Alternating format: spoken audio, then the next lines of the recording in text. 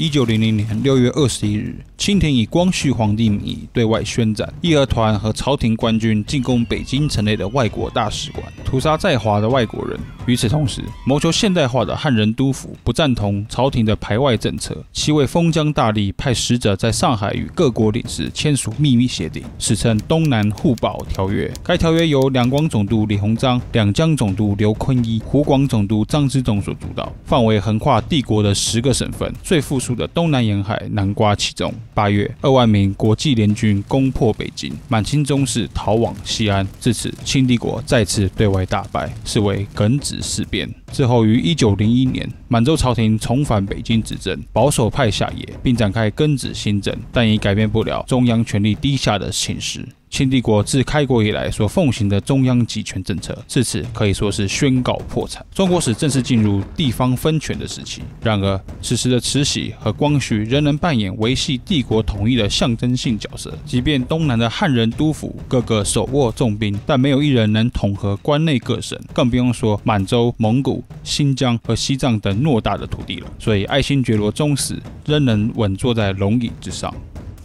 另一方面，东南互保协定揭示了东南各省份的半独立地位。庚子事变以后，东南各省继续朝向分离主义的方向前进，地方上的军队和各种现代化建设越来越不需依靠中央的金援，而是以省的名义去向外国银行借款。尤其是袁世凯在直隶所经营的北洋六镇，以及张之洞在湖北练的新军为当中的佼佼者。北洋军和湖北新军皆是地方自办的实业所支持，不受中央政府的直接控制。这两支军队的存在，在清末起到了相互制衡的作用，没有一方敢率先造反。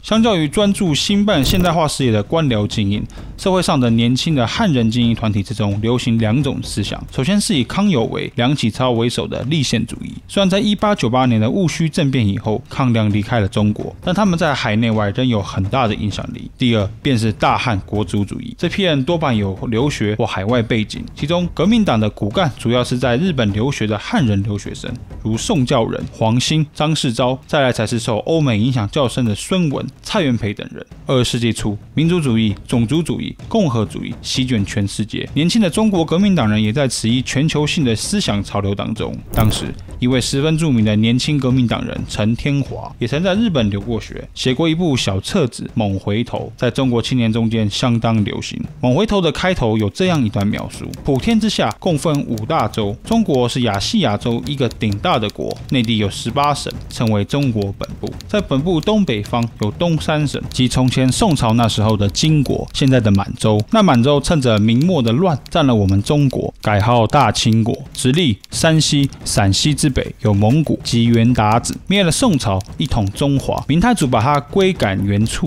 后亦为满洲所灭。由甘肃过去有个新疆省，是一个回国，乾隆年间灭的。四川这些有西藏，是一个活佛做国主，亦归附清朝。除了18省以外，从前都是外国，如今都是大清国。虽然中国也不过与那蒙古、新疆、西藏同做了满洲的奴隶。换句话说，在陈天华眼里，所谓的中国仅限于明代的关内18省，其外都是外族。由于陈天华使用浅显易懂的白话文，猛回头很快就在中国东南扩散开来。不只受过教育的汉族精英，相传连贩夫走卒也读陈天华的文字。然而，尽管革命主义在城市里有极高的影响，但在清廷内部完全无人同情革命。当时的反满革命事业很难引起从上至下的大规模变革。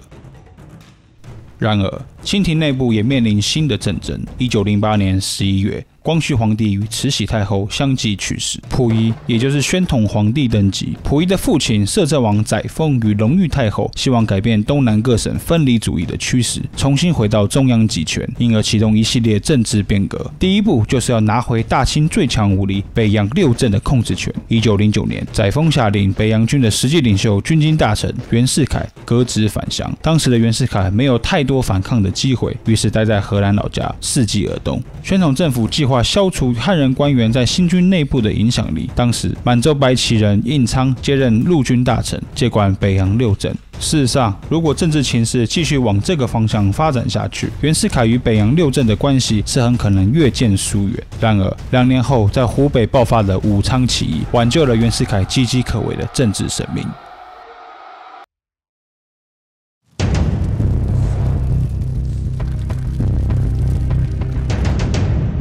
1911年10月10日，武昌起义爆发，几位信仰反满思想的湖北新军军官敲响了满清的丧钟。革命党占领了湖广总督府，并与其他新军领袖在2天内控制住了武汉3镇，视为武昌起义。事实上，这场起义并未有万全的计划，所以在事成以后，革命党人才半强迫与革命八竿子打不着的黎元洪担任新成立的军政府都督，宣告中华民国成立。清廷命陆军大臣应昌率北洋前往剿灭。北洋第一军搭乘京汉铁路，在10月18日抵达社口，十分接近汉口旁的刘家庙站。但此时第一军总督冯国璋却按兵不动，陆军大臣应昌喊不动冯国璋。同时，大清海军副都统萨正斌已率舰在河面炮轰汉口，冯国璋拖到26日才进军刘家庙站。在海军炮火的掩护下，北洋军顺利拿下了刘家庙。但北洋第一军缓慢的行动已让清廷意识到应昌无法指挥北洋，于是27日任命袁世凯为钦差大臣，总办武昌革命党事。袁大头回来了。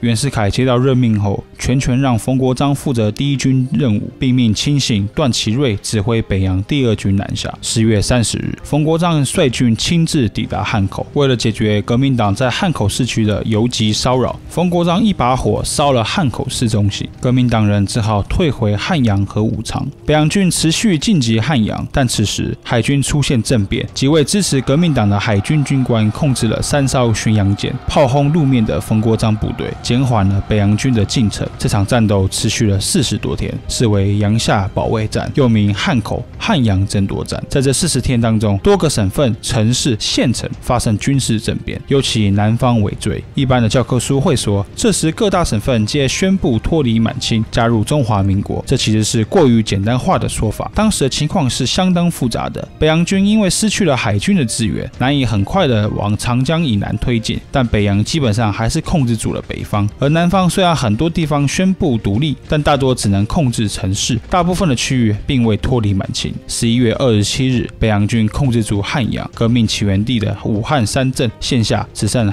武昌了。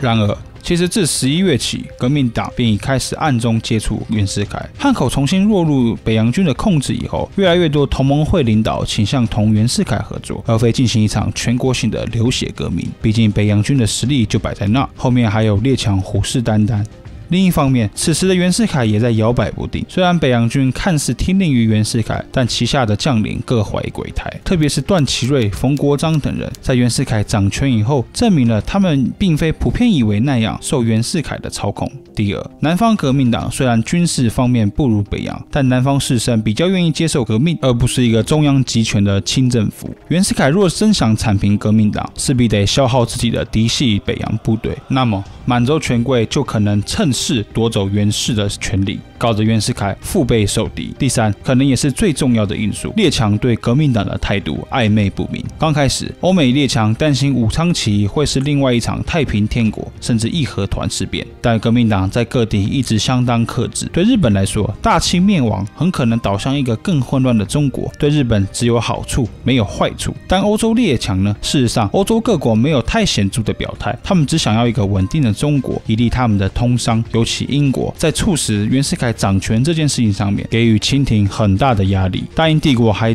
敦促袁世凯尽快答应民国的总统，以稳定局势。这些压力使得刚复出的袁世凯没有太多的筹码，只能选择接受革命党的方案。事实上，袁世凯本人对于君主立宪体制是有点兴趣的，但对于共和主义所代表的权力制衡、地方分权丝毫没有好感。袁世凯的这个态度，其实就是1900年以来中央集权与地方分权之争的显现，这将成为往后民国政治的重大隐患。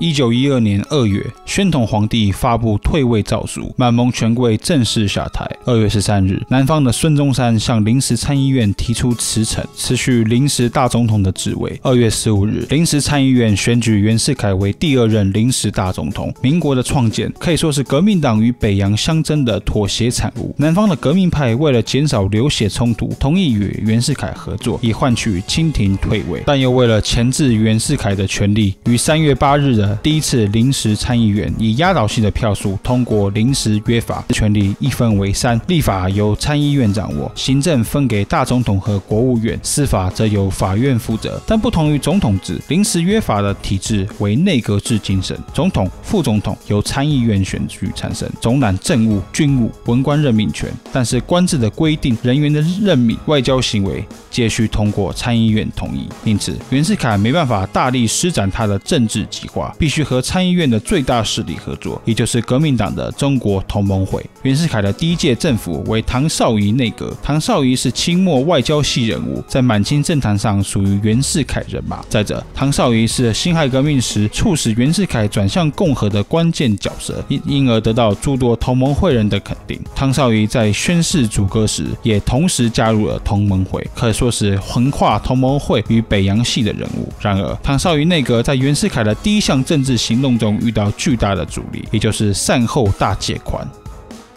善后大借款的背景是，宣统皇帝退位以后，中华民国不只继承了帝国广袤的领土，也承担了巨额的债务。借不到款是退位前宣统政府很大的致命伤。对比起来，袁世凯长期累积起来的信誉，使得北洋在1911年仍然能够向国外银行筹到款。另一方面，孙中山在听闻武昌起义以后，也努力在英美筹款，但结果不如人意，一点钱都没捞着。民国成立的第一年，中央和地方财政状况可以说是荡入谷底。时任孙中山临时大总统府秘书长的胡汉民回忆道，有一天，安徽都督也是同盟会元老之一的孙玉云来到南京，表示安徽需要财政帮助。孙中山批示20万，我拿着总统的命令到了财政部，然后发现金库只剩10块。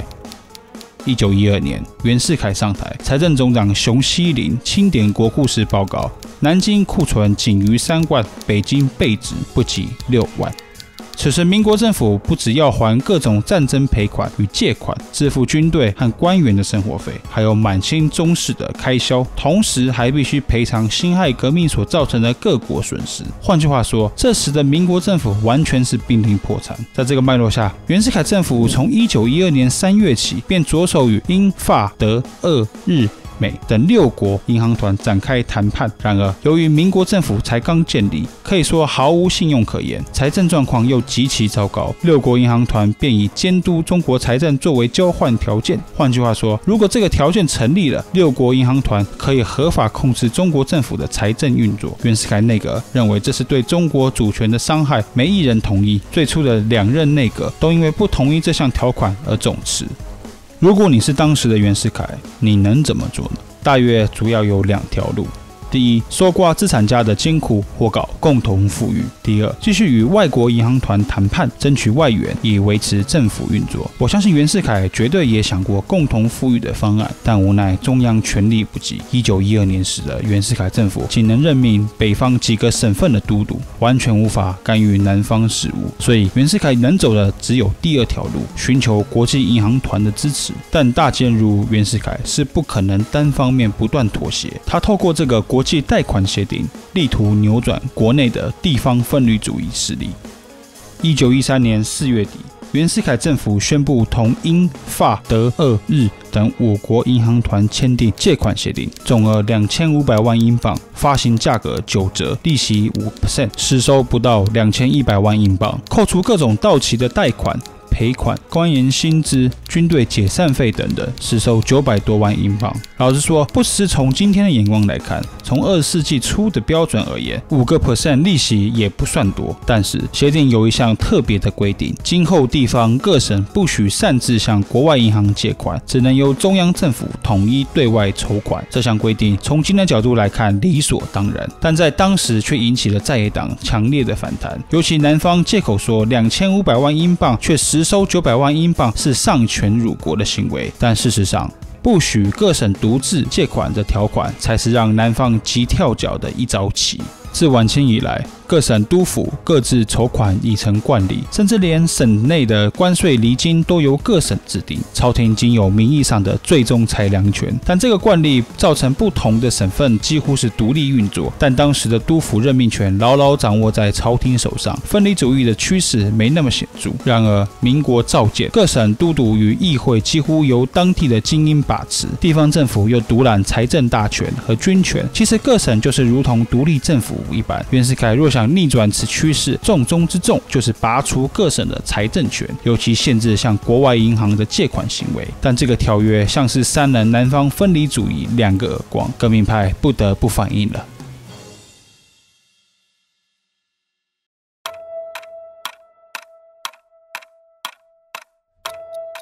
当时的革命派也同在危机之中。1912年，同盟会和其他几个小党联合组成国民党，理事长为孙文，但党务实际上由年仅30岁的宋教仁一手包办。在宋教仁的领导下，国民党逐渐从一个只对大城市精英有吸引力的小团体，转变为面向广大地方乡绅的政党。宋教仁倾向内阁制，主张地方分权、地方自治，吸引了南方士绅的欢迎。1912年12月，袁世凯履行临时约法，举行第一次参众议院的选举，只有年满21岁的男子，并且在该地住满2年，且年纳2元以上的税金，拥有500元以上不动产，小学以上毕业者能够投票。当时中国人口总共4亿多人，根据这项规定，总投票人口占总人口的1/10，也就是4000多万人。毫无疑问的，民初选举贿选盛行，主要的3个政党，宋教仁的国民党、清源的共和党、梁启超的民主党，都使出各种龌龊伎俩拉拢选票。然而，国民党因为支持地方自治而得到各级乡绅的选票和金钱上的支持，最终众议院596席，国民党独占269席；参议院274席，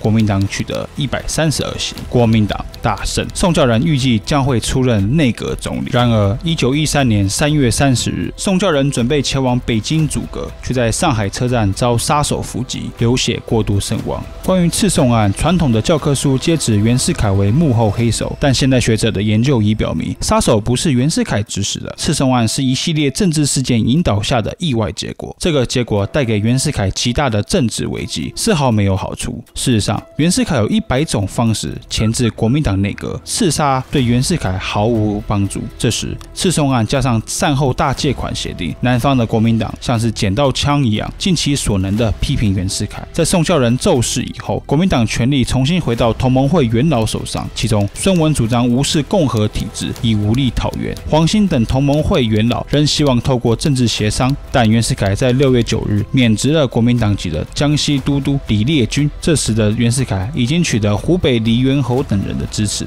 所以6月13号进一步加码，免除了国民党籍胡汉民的广东都督职务。6月30日，免除国民党籍博文蔚的安徽都督职务。7月3日，袁系人马的李纯率北洋第6镇进入江西。即使这时国民党内部仍对讨袁行动有杂音，孙中山已下定决心，令李烈钧返回江西，在湖口宣布江西独立，成立讨袁总司令部。之后，江苏、广东、福建、安徽、湖南相继宣布独立，2次革命爆发。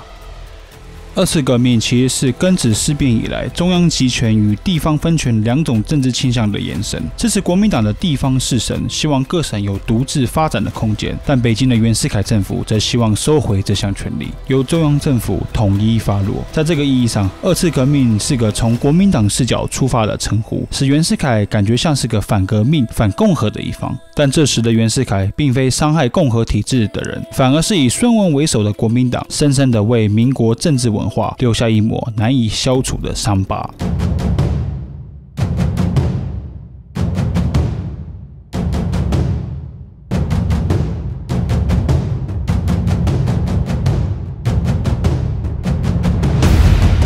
如果你是袁世凯，回到1913年的当口，你想统治一个倾向地方自治的中国，亦或是有个强大中央政府的中国？每个人或许有不同的选择，但袁世凯选择了中央集权，而这其实也是同盟会元老的选择，只是他们不要袁世凯统治，而是想要自己在总统大位上。这便是上一集所讲的国民党2次革命的历史背景。1913年7月12日，原江西都督李烈钧自上海回到江西，并宣布江西独立，于湖口成立桃园总司令部。国民党2次革命爆发。7月15日，同盟会元老黄兴回到南京，响应江西，宣布江苏独立。紧接着，安徽、上海、湖南、福建、四川、广东也相继宣布独立。虽然这几个南方省份在中国经济方面扮演重要角色，但就军事的角度而言，当时的中国有3大军事重镇：一是北京，二是湖北的武汉，三是江苏的南京。这3处都富有快速的交通渠道，也就是京汉铁路、长江与津浦铁路。这3个渠道形成三角状，掌握了便能快速将军队运往各处。1913年5月，湖北的黎元侯已公开支持袁世凯，让1万名北洋军进驻武汉。换句话说，这时的北洋军掌握了中国3大军事要地中的2个，因此，当南方8省宣布独立以后，北洋军便顺着铁路与长江将军队运往江南地区。2次革命的首战便是江西战场。国民党方面计划夺取九江，若该计划成型，一方面能防止北洋顺着长江南下到8省的核心地带，二方面可以以九江为反攻武汉的跳板。7月12日，国民党军率先从九江旁的德安与孤塘发起进攻，大破援军第6师，迫使北洋只能在九江城西等待救援。然而，桃园军没能一鼓作气将北洋驱逐出九江。等到7月17日，北洋第2师自武汉而来，夹攻国民党的左右军。24日，在海军4艘战舰的掩护下，北洋军进攻湖口，江西桃园军孤立无援，往南昌退守。8月18日，大批北洋部队进入江西，攻陷南昌。桃园总司令李烈钧离开江西。另一方面，冯国璋率北洋第2军乘津浦铁路南下，另一支北洋部队由张勋率领自东路进攻。黄兴令部分革命军扼守徐州，控制铁路，不让冯国璋部队这么顺利下来，并在扬州一带部署兵力，防止张勋由东边进犯。7月16日，桃园军趁北洋尚未集结完毕，进攻驻守山东南边韩庄的北洋军。虽然初战告捷，但在隔天，张勋便率领北洋援军前来。此时，江苏的国民党援军也抵达，两军在韩庄形成对峙。然而，国民党的主力骑兵部队却在这时投了北洋，国民党的防线因而崩溃。张勋于7月底接连攻下徐州、扬州，并几乎包围镇江，逼临南京。同时，黄兴听闻江西湖口失守，北洋很快就会顺着长江而来，将对革命军形成包围态势。黄兴毅然决定放弃南京，前往上海。这时，冯国璋的第2军主力部队已搭乘铁路南下，进攻安徽的重要据点。安徽都督伯文蔚的师长倒戈投援，伯文蔚逃跑。北洋控制了合肥，短短1个月，北洋凭着铁路与火力优势碾压南方的国民党军。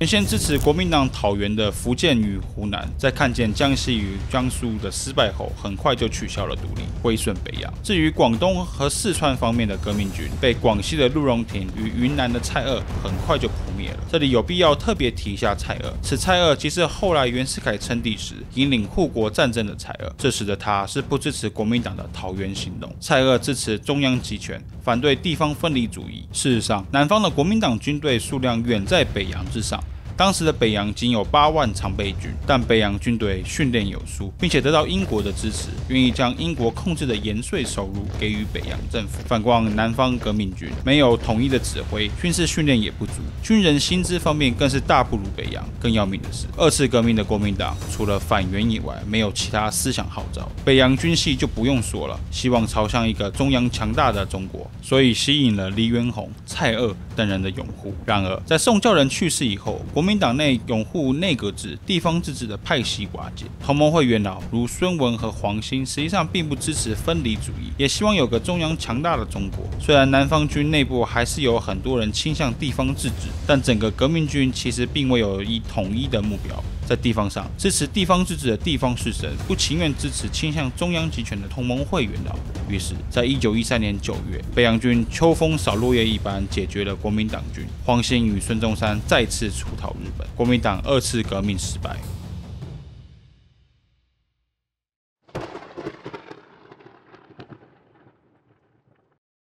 解决了最大政敌后，如果你是袁世凯，你接下来会做什么？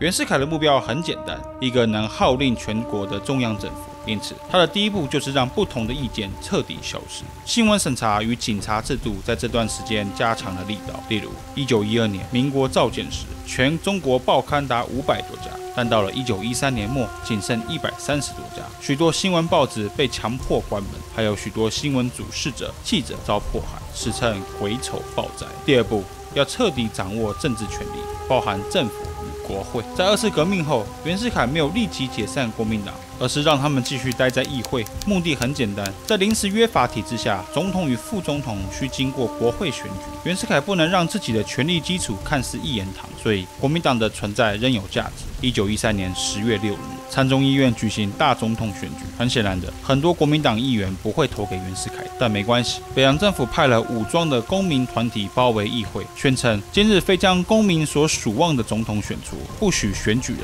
出会场一步。这个所属望的总统便是袁世凯。投票经过3轮，将近10小时的时间，最终袁世凯当选总统。隔天，仅花1轮的时间，便选出黎元洪为副总统。至此，袁世凯名正言顺地登上中华民国第一任正式大总统的宝座。对一个中央集权政府而言，不再需要不同的声音了。1913年11月，袁世凯解散国民党，罪名是大家早已知的事。与南方叛党串谋。由于第一大党国民党遭解散，国会人数不足。1914年1月，袁世凯顺便解散了国会，临时约法所象征的三权分立自此崩溃。1914年5月，袁世凯颁布中华民国约法，是民国第一部具有宪法性质的文件，从临时约法的内阁制转化为中央集权的总统制。形式上，权力任一分为3，行政由总统任命的参政院负责，立法由立法院负责，司法归司法院。然而，立法院不具备监察权，无法监察行政机关，而参政院的任命不受任何机构制衡，可以单方面任命官员，不对议会负责。此外，中华民国约法并未规定总统任期，且下任总统是由现任总统推荐，所以只要袁世凯想，他可以不设定接班人，终身把持总统大位。至此，袁世凯正式走出共和，成为中国历史上第一位终身制的共和总统。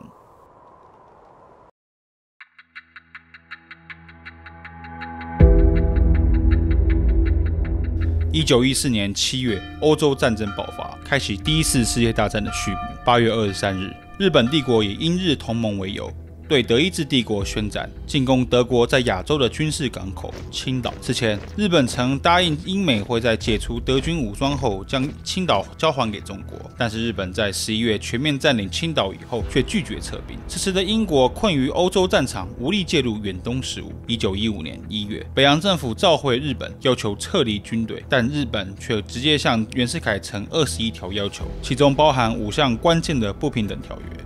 第一，日本接收德国在山东的一切利益。第二，日本在东北有开矿、定居、通商的权益，并延展铁路权99年。第三，日本独占中国的3大煤铁事业。第四，中国不得将沿海港口与岛屿割让他国。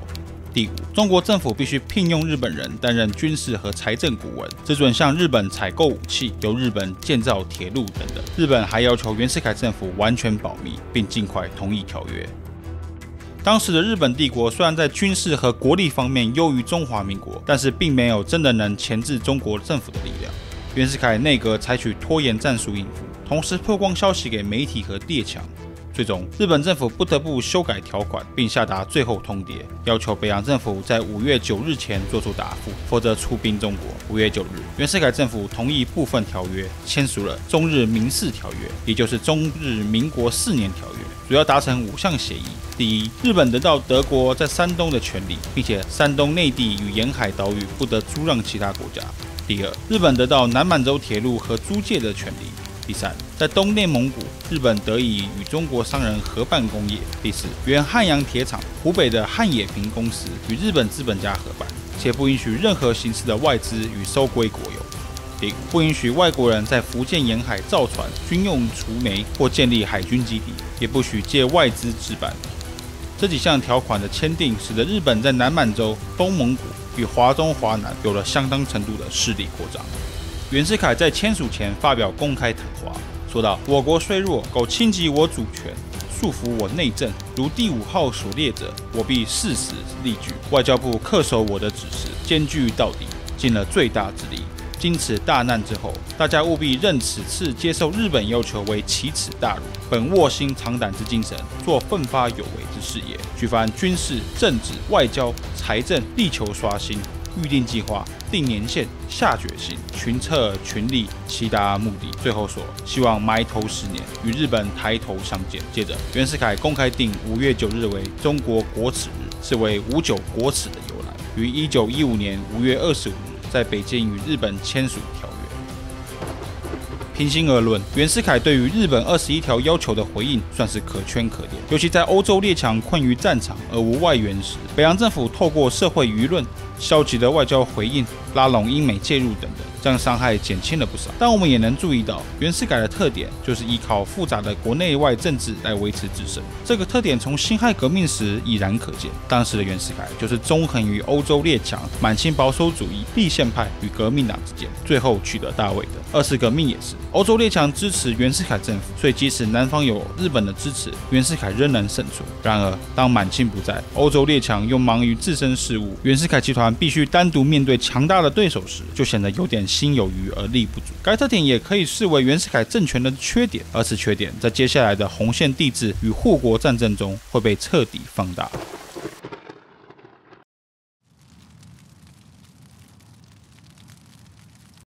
此时的袁世凯在国内已登权力之巅，外无在野党制衡，内无直臣谏言。当时，袁世凯有一位美籍宪法顾问 Frank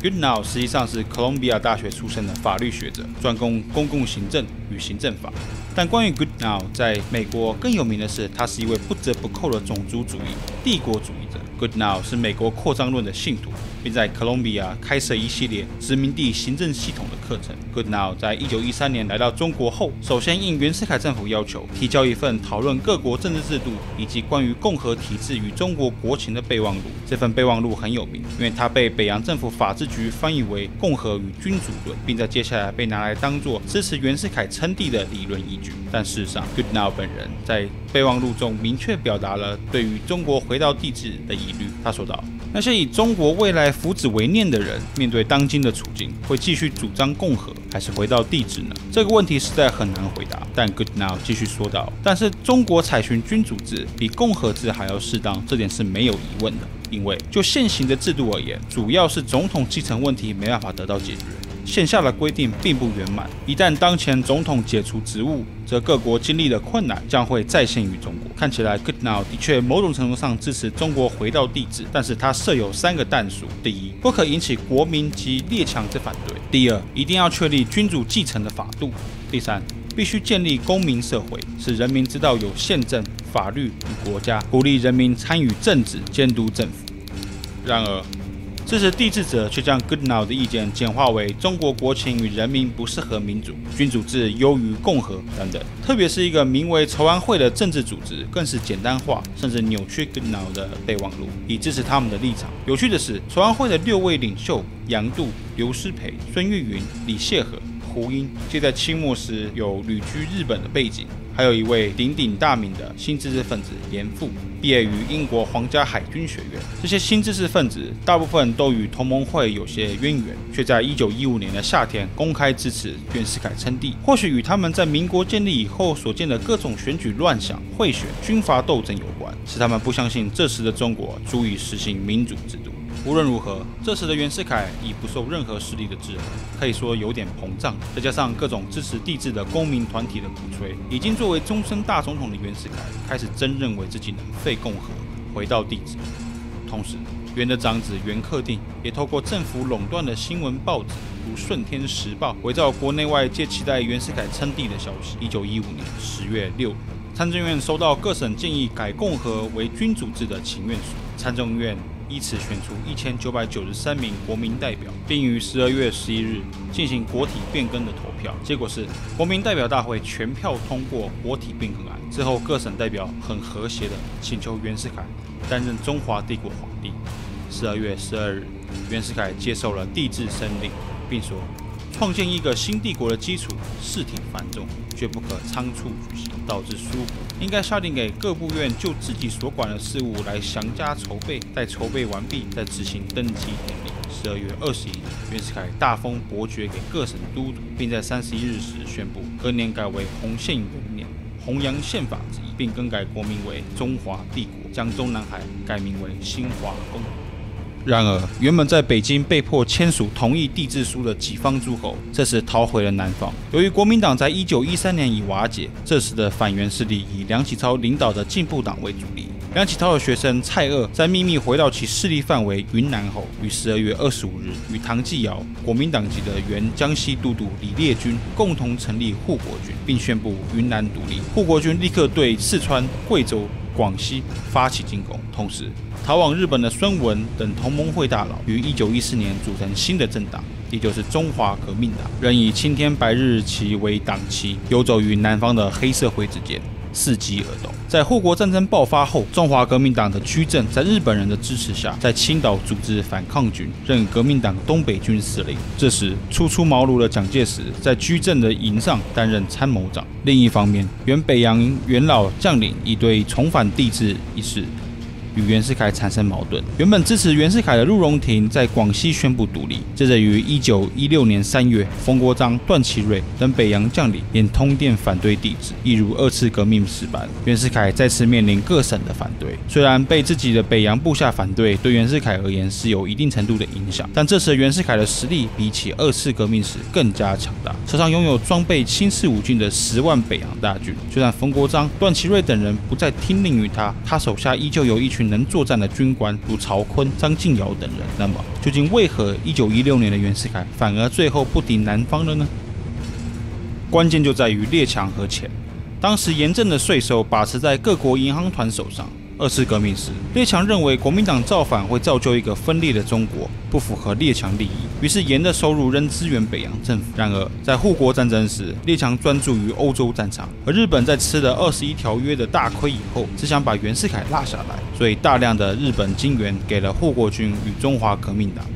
同时，英国也对于袁世凯称帝所引发的动乱有了疑虑。维持一个稳定的中国是大英帝国对华的长期政策，但袁世凯称帝显然不符合这项政策，因此英国停止将盐的收入交给北洋，这让北洋军陷入很大的麻烦。北洋军的最大优势就是给薪制度稳定且高于市场价，这是北洋军士气的基础。但是断盐挣收入使得北洋发不出钱来，使得北洋军军心出现动摇。袁世凯才意识到，连英国都不愿意支持他了，因而在3月22日，袁世凯宣布解除国体变更议案，洪宪帝制就在短短100多天后黯然退场。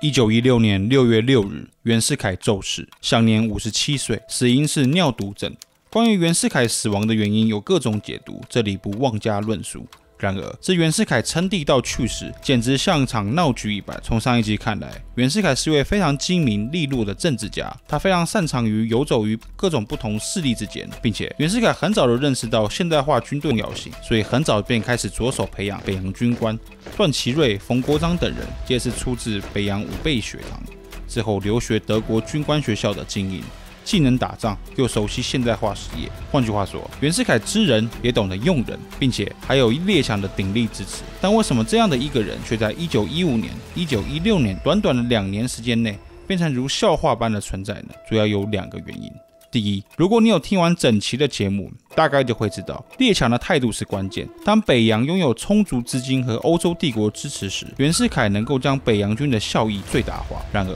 当失去外国的支持时，北洋就像被斩断手脚一般。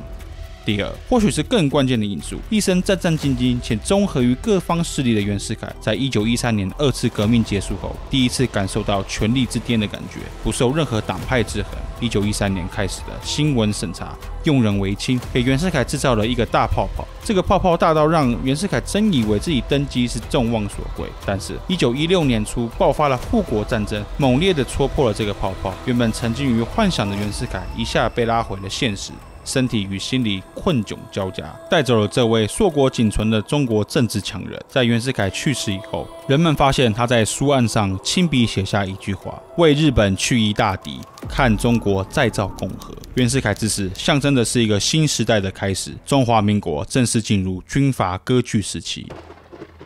更多历史内容，请持续关注历史卫视。